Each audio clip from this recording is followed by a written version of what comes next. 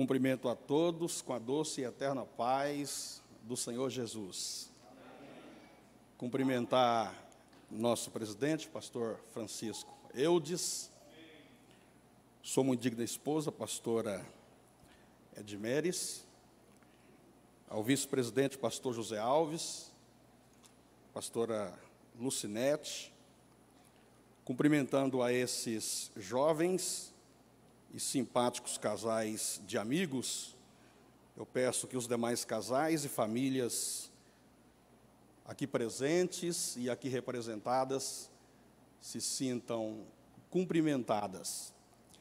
Bom, é a primeira vez que participo de sobre o qual digo, melhor culto que acontece na terra, que é um culto de ceia. E nas outras ocasiões em que aqui estive, não foi possível o nosso líder maior estar presente, de maneira que uma satisfação muito grande estar junto com o nosso pastor nessa noite.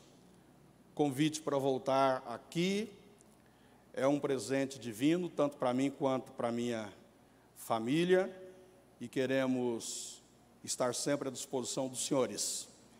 Eu vou cantar um hino que tem muito a ver com o evento que acontece, evento memorável que acontece nessa noite, e eu vou pedir então aos amigos que projetem a mensagem Barrabás e acionem, por favor, o playback. Vamos a mais esse louvor. Cumprimento ao Ministério de Louvor que me antecedeu aqui, destacando aqui o nome do meu sobrinho, doutor Jonatas, com quem tenho a honra de operar nos liames do direito. Então, nós estamos aí com o tema, digam comigo, Barrabás. Vamos interpretar essa mensagem juntos, pois essa mensagem tem muito a ver com a gente. Playback, por favor, cumprimento aos senhores internautas, e de onde vocês estão, cultuando a Deus com a gente, cantem comigo. Continuem, ou continuemos, adorando o poderoso nome de Jesus. Quem conhece aqui o hino Barrabás? Quem? Isso, vamos lá. A letra para o nosso povo. No fundo de uma cela fria estava eu e a solidão. A alegria tinha ido embora, eu esperava a hora da execução.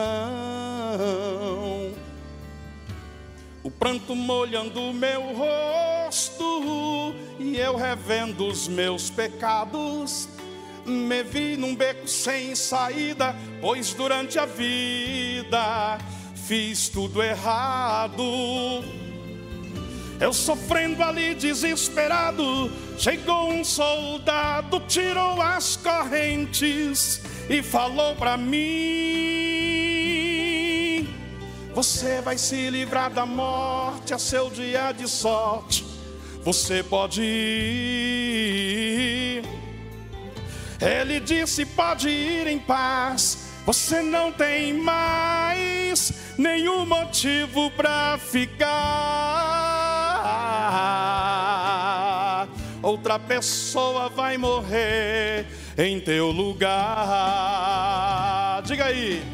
Eu era um crime e ele era sem pecado. Eu estava sendo solto e ele sendo condenado. Eu era a malícia e ele era sem maldade. Eu era a mentira e ele era a verdade. Eu estava em plena guerra, ele trouxe-me a paz. Ele era Jesus Cristo e eu era Barrabás. Quem é que pode comigo aplaudir aquele que morreu, ocupando o nosso lugar? Aleluia! Para sempre seja louvado o nome de Jesus. Cantem comigo assim.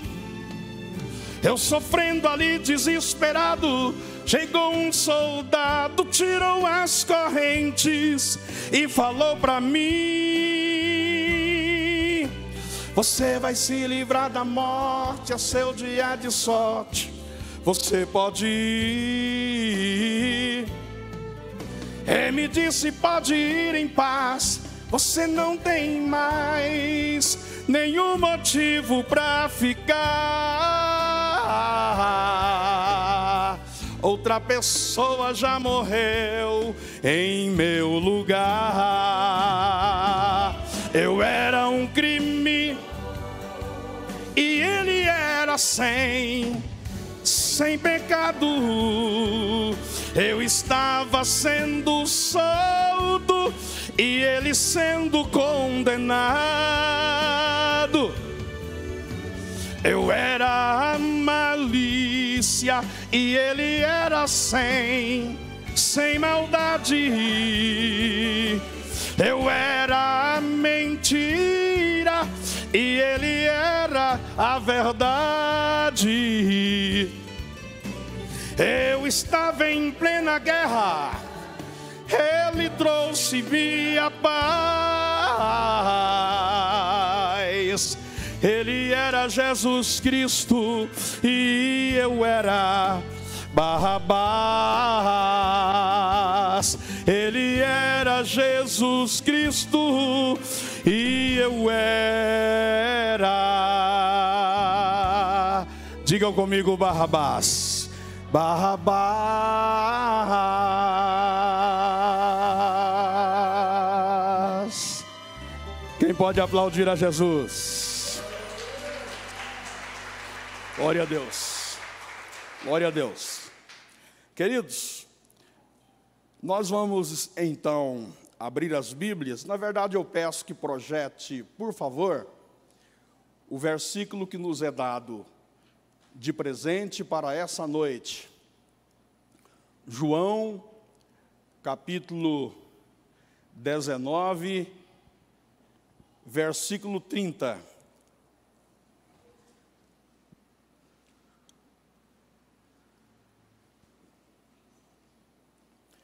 Última vez em que aqui estive, nós abordamos o tema, falamos aqui sobre o maior influenciador de todos os tempos. Eu já ouvi muito falar dele aqui hoje, por meio de várias mensagens cantadas, e nós vamos prosseguir esse assunto indo para uma outra vertente.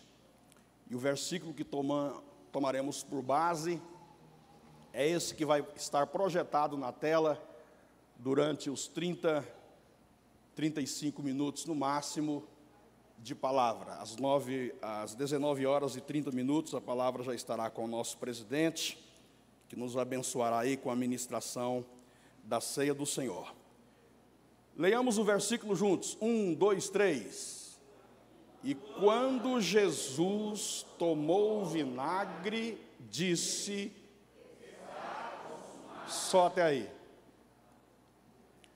Repitam comigo. E quando Jesus tomou o vinagre, disse: está consumado. Qual o tema? Está consumado. Antes de adentrar ao tema, eu cumprimento. Eu sei que essa igreja é bem instruída na palavra, além do pastor, presidente, do vice-presidente. Já me inteirei de que existem muitos outros pastores aqui, aos quais Deus usa para estar abençoando essa igreja com a palavra. Então, nada do que vou falar aqui em meia hora é novidade para vocês. Vamos só nos relembrar de alguma coisa. Está consumado.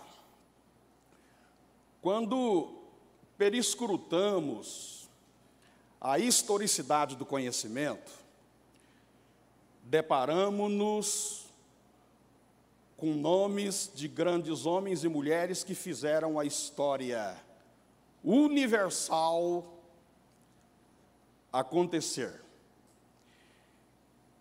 E geralmente esses homens e mulheres se tornaram conhecidos por seus grandes feitos, por suas realizações, por suas grandes descobertas.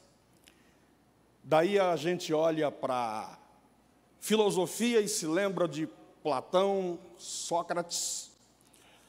A gente olha para a medicina e se lembra de Alexander Fleming, prêmio Nobel em medicina, 1945, descobridor da penicilina. A gente olha para a matemática e se lembra de Pitágoras, olha para o direito e se lembra de Miguel Reale, Rui Barbosa e outros. A gente olha para o mundo das descobertas e se lembra de Graham Bell, o criador do telefone, James Maxwell e Michael Faraday, inventores da televisão, Santos Dumont, inventor do avião, Marconi, o criador do rádio, enfim. Assim como Samuel Morse tornou-se conhecido pela máquina a vapor que criou, assim como Juan de la Cierva tornou-se conhecido pelo helicóptero que inventou, Jesus se tornou conhecido pelas grandes mensagens que pregou e, em especial, pela grande obra que consumou na cruz do Calvário. Geralmente, as últimas palavras proferidas por um ente querido, antes de sua morte, é claro, ficam inapagavelmente registradas nas mentes de quem as ouviu. Meu grande amigo, colega de ministério, se chamava Justino, e sempre que minha esposa não podia me acompanhar a algumas de minhas conferências, ele sempre estava presente. Infelizmente, eu não pude participar do triste culto fúnebre em que os familiares se despediram daquele grande homem, pois eu estava a mais de 3.000 quilômetros de casa e cheguei um dia depois do sepultamento. Mas a minha esposa, sua filha caçula, compartilhou comigo as últimas palavras que ele proferiu. João Manuel, assim que cheguei, ela me disse: nos últimos dias da vida de meu pai, uma tristeza muito grande o abatia, em especial porque o câncer estava corroendo ele. Todos nós estávamos tristes, mas momentos antes de ele partir, abriu um largo sorriso e proferiu praticamente as suas últimas palavras: os senhores, por favor, vão adentrando ao recinto e se assentando por aqui, porque daqui a pouco a gente vai. Ele falava com certeza com os anjos que o vieram buscar. Quem não se lembra das últimas palavras que o Mestre Jesus pregou, estando ele pregado no Calvário? Por exemplo, mãe, eis aí o teu filho. Ele falava com Maria, apontando para João: filho, eis aí a tua mãe. Ele invertia os polos. Terceira mensagem: tenho sede. Quarta: hoje estarás comigo no paraíso. Ele falava com um ladrão arrependido. Quinta: Pai, perdoa-lhes, porque não sabem o que estão fazendo. Sexta: Deus meu, por que me desamparaste? Oitava: nas tuas mãos eu entrego o meu espírito. Antes de ele entregar o seu espírito ao Pai, ele vem com a penúltima mensagem, com a sétima mensagem, que ele proferiu estando ele pregado no Calvário: está consumado. Eu entendo que ele pregou essa mensagem em, no mínimo, duas direções. E hoje à tarde o Espírito Santo me disse que, na verdade, foi em três direções. Primeira direção, na vertical, ele falava com o Pai. Esse não será o caminho da mensagem nessa noite, mas ao Pai, ele estava dizendo: combati o bom combate, terminei a carreira, fiz tudo quanto o Senhor me preparou para fazer. Há uma outra direção em que ele pregou essa mensagem. Enquanto, ao falar com Deus, ele olhou para o alto, quando ele disse está consumado, eu entendo que ele olhou para baixo e disse para o diabo: coloque a cabeça no chão. Não, por favor, não me atormente antes da hora. Não chego antes da hora. Eu chego na hora certa. Satanás, coloque a cabeça no chão. Você se lembra de quando o Deus Pai, lá em Gênesis 3:15, disse que o descendente da mulher esmagaria a tua cabeça? Sim, me lembro. Esse descendente sou eu. Coloque a cabeça no chão. Jesus pisou na cabeça do diabo e disse assim: você veio matar, roubar e destruir, pois eu vim para colocar um ponto final na festa que você vem fazendo com a vida de muita gente. Eu vim para dar vida, e vida abundante. Quem se sente abençoado, levante a mão. Ele prega essa mensagem na vertical, ele olha para baixo e prega essa mensagem, mas essa mensagem é ministrada também na horizontal. Enquanto olhando para o alto, ele falava com o Pai, olhando para baixo, falava com o diabo, olhando na horizontal, ele fala comigo e contigo nessa noite. E a primeira informação que ele me traz, que ele te traz nessa noite, quando diz está consumado, ele deixa claro: abri a porta de retorno ao Pai. Essa porta para a reconquista da comunhão com Deus esteve fechada ao longo dos anos. A gente estuda a Bíblia Sagrada e se depara com as histórias de muitos homens e mulheres que fizeram a história bíblica, homens que tiveram compromisso com Deus. Por exemplo, Abraão foi chamado e é chamado nosso pai na fé. Mas ele e a fé que tinha não nos abriu o caminho de retorno ao Pai. A Bíblia nos fala de Moisés, o homem mais manso da terra. Ele e sua mansidão não nos abriu o caminho de retorno ao Pai. O que Abraão e sua grande fé, o que Sansão e sua força, o que Salomão e sua sabedoria, o que os sacerdotes, reis e legisladores não conseguiram fazer, abrindo o caminho para que o homem pudesse retornar à comunhão com o Pai, Jesus fez, quando ele disse está consumado.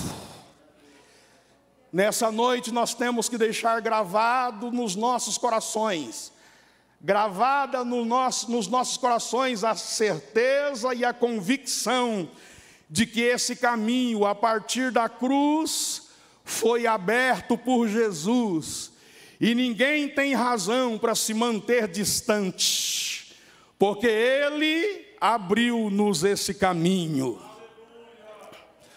O templo era dividido em 3 partes: átrio, lugar santo, lugar santíssimo. No átrio, a multidão podia entrar. No lugar santo, só os sacerdotes entravam para ministrar. No lugar santíssimo, só o sumo sacerdote podia entrar uma vez por ano. Ninguém que se dizia crente, ninguém que se dizia evangélico podia entrar na augusta, extraordinária e gloriosa presença de Deus. No lugar santíssimo, a presença de Deus era quase que palpável, é isso mesmo que quero dizer. Era quase que palpável. Mas só um homem, e veja a pobreza espiritual que eles, os nossos ancestrais, antes da cruz, vivenciaram. Ninguém podia entrar nessa presença. Só o sumo sacerdote, representando toda a nação, podia entrar uma vez por ano. E não podia entrar em pecado. Se entrasse em pecado, morreria fulminado. Então amarravam uma corda em uma das pernas do sacerdote, sumo sacerdote, desculpem, campainhas nas suas vestimentas. Ele se despedia da esposa, dos filhos, ia entrando pouco a pouco para a presença de Deus. E quem estava de fora e ouvia o barulho das campainhas, vibrava, dizendo: nosso representante está sendo recebido na presença de Deus. Se entrasse em pecado, morreria fulminado, e ninguém podia entrar ali para tirar o decujos, o falecido, morreria fulminado também. Então, meus queridos, a pobreza que eles vivenciaram no passado foi muito grande, porque ninguém podia sentir o que a gente sente hoje. Quando Jesus disse: está consumado, diz a Bíblia, Mateus 27:50, o véu do templo se rasgou, e não foi de baixo para cima, isso seria uma obra humana, foi de cima para baixo, porque Deus estava dizendo: eu mesmo estou rasgando esse véu, eu mesmo estou rasgando esse véu. Quem pode me ajudar a aplaudir a Jesus nessa noite? Flávio Joséfo, historiador, disse que aquele véu tinha cerca de 12 centímetros de espessura. Era uma parede, irmãos. E ele dizia que vários cavalos puxando se amarrasse uma corda numa ponta daquele véu, aqui à direita e ali à esquerda, e vários cavalos puxassem em direção contrária, não conseguiam rasgar aquele véu. Quando Jesus disse: está consumado, ele estava dizendo: bem-vindo, bem-vindo à presença do Pai, porque eu reabri esse caminho para a conquista da comunhão com Ele. Enquanto naquela época o Espírito de Deus era dado por medidas, enquanto naquela época ninguém podia entrar na presença de Deus a não ser o sumo sacerdote, hoje não só os pastores, não só os evangelistas, todos os crentes de um modo geral, podemos entrar nessa presença gloriosa. Todos nós somos bem-vindos. O caminho está livre, porque tem gente que olha para Deus e vê em Deus a figura de um velho, cãs brancas, com o semblante fechado, uma bengala na mão, olhando nervoso para a gente, como quem está querendo dizer: se você der um passo fora, eu te arrebento. Não chegue perto. Pelo contrário, no livro aos Hebreus está escrito: não fique aí angustiado, como se você não tivesse junto ao Pai um sumo sacerdote, Jesus Cristo, que pode interceder por você. Não fique longe do trono, pode chegar perto do trono, porque o Pai vai te receber, porque eu vou contigo, disse Jesus. Quem pode glorificar a Deus nessa noite, adore e glorifique o nome do Senhor. A segunda informação que Jesus nos traz, quando nos diz está consumado, acabei de pagar o alto preço que vale a tua alma. Eu estou sentindo a glória de Deus nessa casa. Olha aqui a Bíblia, meu irmão. O Salmo 49 vem falando de homens aquinhoados, homens ricos, poderosos financeiramente falando. E no versículo 7 está escrito: nenhum deles consegue remir o seu irmão, ou pagar o resgate do seu irmão, por mais dinheiro que tenha, não vai conseguir. E o versículo 8 explica: porque uma alma é impagável. De maneira que se eu conseguir o renminbi, que é o dinheiro da China, dinar, o dinheiro do Iraque, o kwanza da Angola, o naira da Nigéria, o xelim da Quênia, o euro da Espanha, de Portugal, o novo shekel de Israel, o iene do Japão, que pegou muito dinheiro agora nas Olimpíadas, o peso da Argentina, o bolívar da Venezuela, o novo sol do Peru, o dólar dos Estados Unidos, o real do Brasil, e chegar em Deus e dizer: eu vim pagar o preço de minha alma. Deus me levará para o Salmo 24 e vai me dizer: minha é a terra e tudo que nela existe. E se eu insistir em pagar o quanto minha alma vale para Deus, Ele vai me levar para Ageu, capítulo 2, versículo 8, e vai me dizer: minha é a prata e meu é o ouro. Aleluia, aleluia. E em 1 de Pedro está escrito que não foi com coisas corruptíveis, como ouro ou prata, que o nosso preço foi pago, mas está escrito que foi pelo precioso e poderoso sangue de Jesus que o nosso preço foi pago. Eu fico com o queixo caído e nervoso quando me deparo com pessoas que menosprezam o sacrifício de Cristo, com pessoas que criticam a Jesus e que rejeitam o trabalho que Ele realizou no Calvário. Raul Seixas pregou por meio de uma música diabólica o seguinte: eu não sou besta para dar uma de herói e morrer crucificado numa cruz.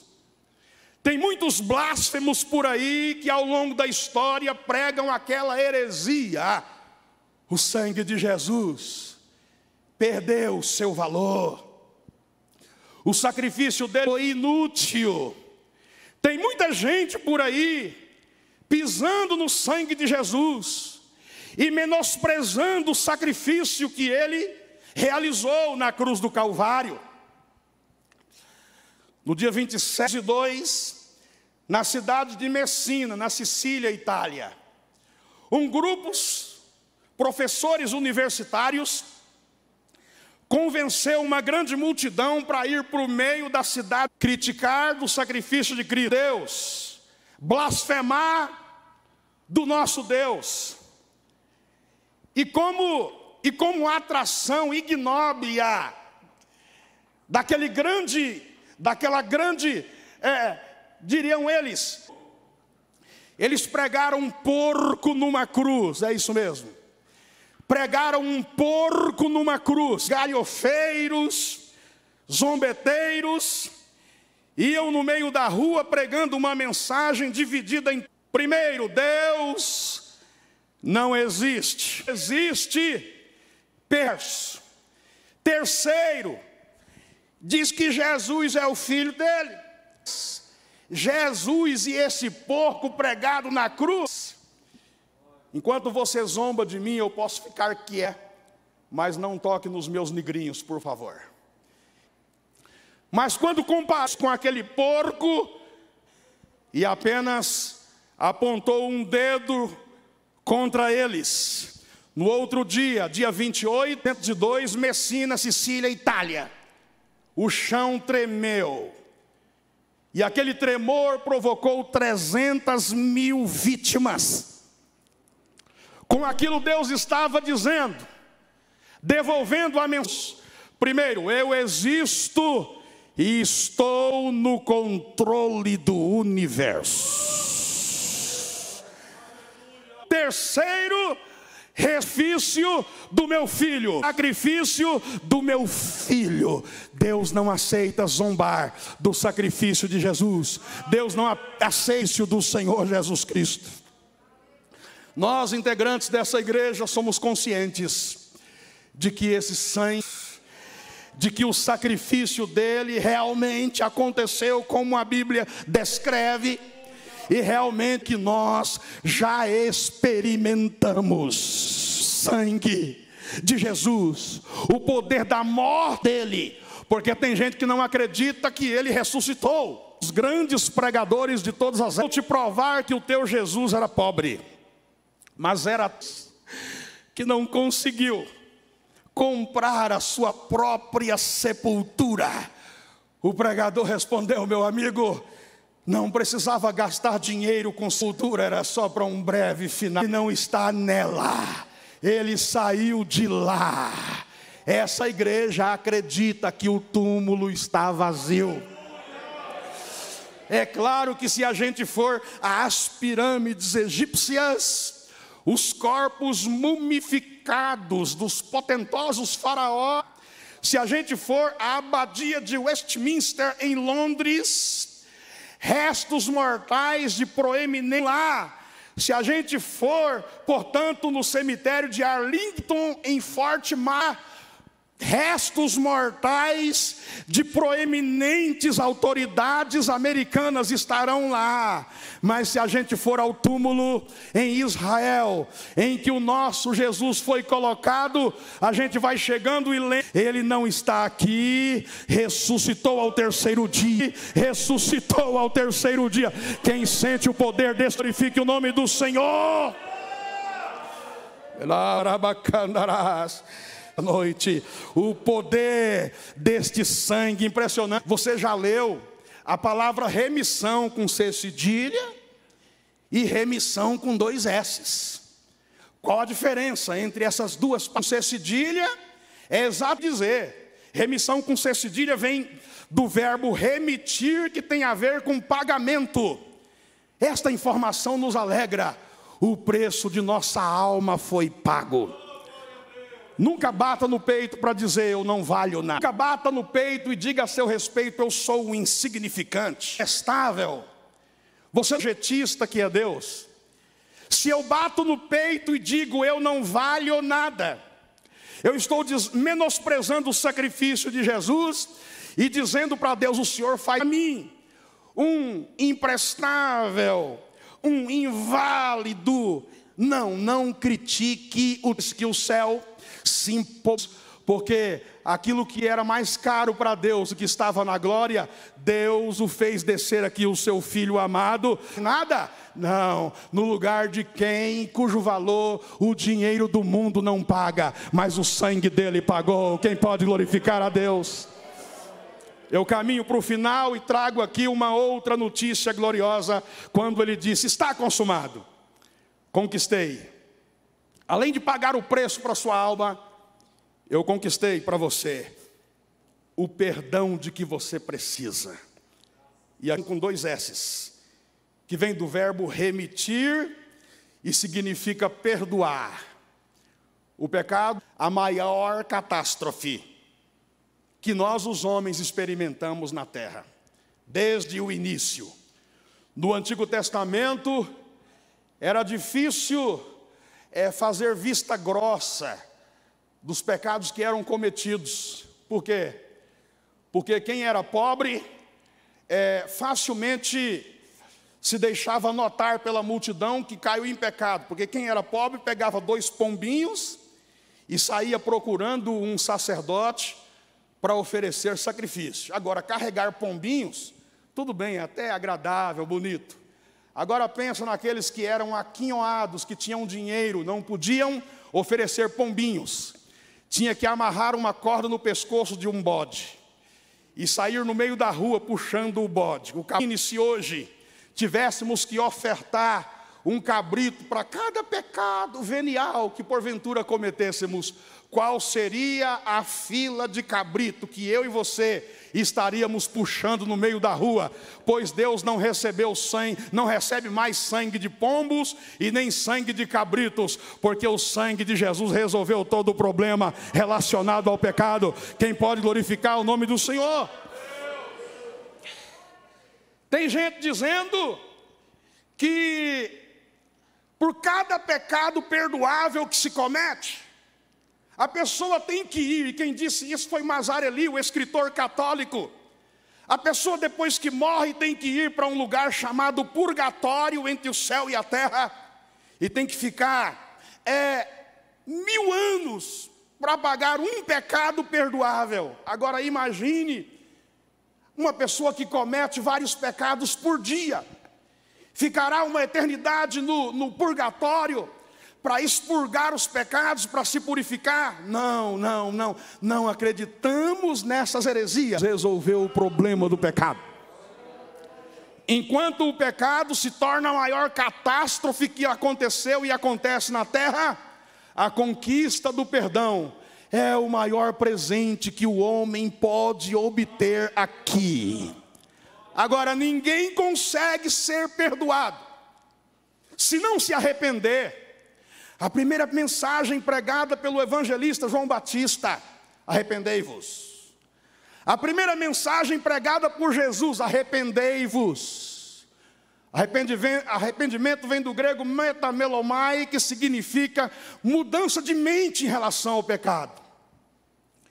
E ninguém consegue ser perdoado, ninguém recebe o perdão se não der 3 passos. Primeiro, reconhecer-se pecador. Segundo, confessar o pecado que cometeu. Terceiro, abandonar esse pecado. E não adianta dar apenas um passo. Eu abandonei, mas não reconheci-me pecador e nem confessei. Então não adianta. Eu apenas confessei, mas não abandonou o pecado confessado. Então, ninguém consegue ser perdoado se não der os 3 passos do arrependimento: reconhecer-se pecador, confessar o pecado cometido e abandoná-lo. Agora tem um detalhe: se você deu os 3 passos dentro do arrependimento, não aceite nenhuma acusação do teu adversário. Porque quando Martinho Lutero transcrevia, vertia a Bíblia do grego para o alemão, o diabo chegou e lhe disse: teu trabalho é inútil. Deus não está recebendo o teu trabalho, Martinho Lutero. Você é um grande pecador. E eu tive o capricho em anotar todos os pecados que você cometeu e os lugares onde foram cometidos esses pecados. Martinho Lutero responde: então leia, Satanás, o que você anotou. E o diabo lê aquela lista interminável e Martinho Lutero reconhece: realmente você está certo. Até os lugares em que pequei, está certo. Só que você se esqueceu de uma coisa, Satanás. Escreve no último lugar desta lista: se andarmos na luz, como Deus na luz está, temos comunhão uns com os outros, e o sangue de Jesus Cristo, seu Filho, nos purifica de todo o pecado. Quem se sente perdoado nessa noite e pode glorificar o nome de Jesus, aplauda e adore o nome dele.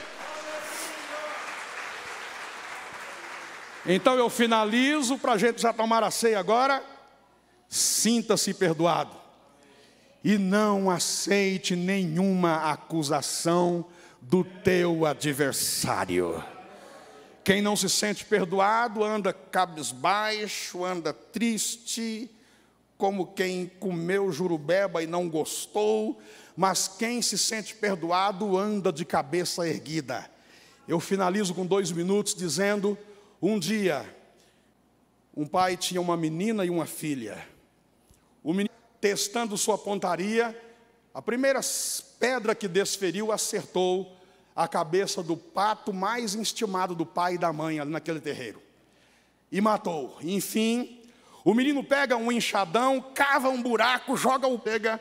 O que é que você está enterrando aí? Ele teve que confessar: ó, filhinhos, não me entregue para o papai e para a mamãe, porque você vai complicar a minha vida. Ô, meu irmão, guardarei um eterno segredo, dar para o papai e para a mamãe. Mas a partir de então o menino se tornou escravo da menina. Aí a mãe no outro dia disse: ó, filhinha, venha lavar as vasilhas. Ela disse: eu vou, mas eu quero a ajuda do meu cansado, estou brincando com o meu amiguinho. Eu não. Ela olhava de lá com um olhar repreensivo, como quem queria dizer: ao pato. E ele ia. Dias passaram. Filhinha, varra a casa, insere a casa, arrume tudo para a mamãe. Eu vou, mas eu quero a ajuda do meu irmãozinho. Eu não. E ela: ao pato. Sim, sim, eu vou te ajudar. Um dia o menino não aguentou tanta escravidão. Papai, mamãe, eu tenho que confessar uma coisa. Pois não, meu filho. E contou tudo que lhes contei. Aí o pai e a mãe: ô, meu filho, não precisava sofrer tanto. Você vale para nós muito mais do que esse terreiro cheio de patos. E beijos para lá e para cá. E o menino se sentiu perdoado e começou a andar de cabeça erguida. Aleluia. Papai me perdoou, mamãe me perdoou. No outro dia: filhinha, venha lavar as vasilhas. Eu vou, mas eu quero a ajuda do meu irmão. E ele de lá responde: eu não vou te ajudar. E ela daqui acena: o pato. E ele responde de lá: que pato, coisa nenhuma.